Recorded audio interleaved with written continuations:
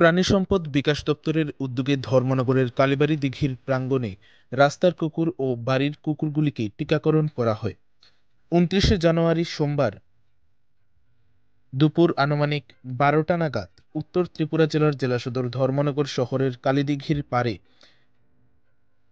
প্রাণী সম্পদ বিকাশ দপ্তরের উদ্যোগে এবং অ্যানিম্যাল ওয়েলফেয়ার এর যৌথ প্রয়াসে উত্তর জেলা প্রাণী সম্পদ বিকাশ দপ্তরের পক্ষ থেকে এক টিকাকরণের কর্মসূচি পালন করা হয়, যেখানে এই অনুষ্ঠানটি ধর্মনগরের বড় কালীবাড়ি দিঘির প্রাঙ্গণে অনুষ্ঠিত হয়।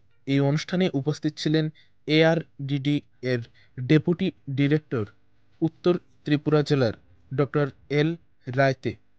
উপস্থিত ছিলেন জেলা প্রাণী সম্পদ দপ্তরের হাসপাতালের সুপারিনটেন্ডেন্ট ডক্টর সপ্তক দে, যুবরাজনগর থেকে ডক্টর দীপ্তেন্দু নাগ। শুধুমাত্র রাস্তার কুকুরকে নয়, মানুষের বাড়ির কুকুরগুলিকেও এখানে দলে দলে নিয়ে আসে জনগণ। কুকুরগুলির স্বাস্থ্য পরীক্ষা করে টিকাকরণ, বিভিন্ন ধরনের লোশন এবং কৃমির ঔষধ সরকারের পক্ষ থেকে বিনামূল্যে দেওয়া হয়। এই ধরনের কর্মসূচি অব্যাহত থাকবে বলে জানান ডক্টর সপ্তক দে। সারাদিনব্যাপী এই ধরনের অনুষ্ঠানে সাধারণ মানুষ এবং রাস্তার কুকুরগুলিকে টিকাকরণ করতে পারায় স্বস্তির নিঃশ্বাস ফেলেছে উদ্যোক্তারা।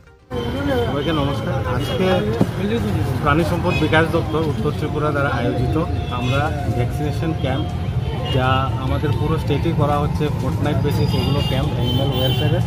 তো আজকে যেটা আমরা করছি সেটা হচ্ছে মেনলি স্ট্রিট ডগের উপরে ভ্যাকসিনেশন ক্যাম্প। যত স্ট্রিট ডগ আছে আমাদের এই এরিয়াতে, তো তাদেরকে এখানে ফ্রিতে ভ্যাকসিন দেওয়া হচ্ছে, প্লাস স্টেরিলাইজেশন করানো হচ্ছে।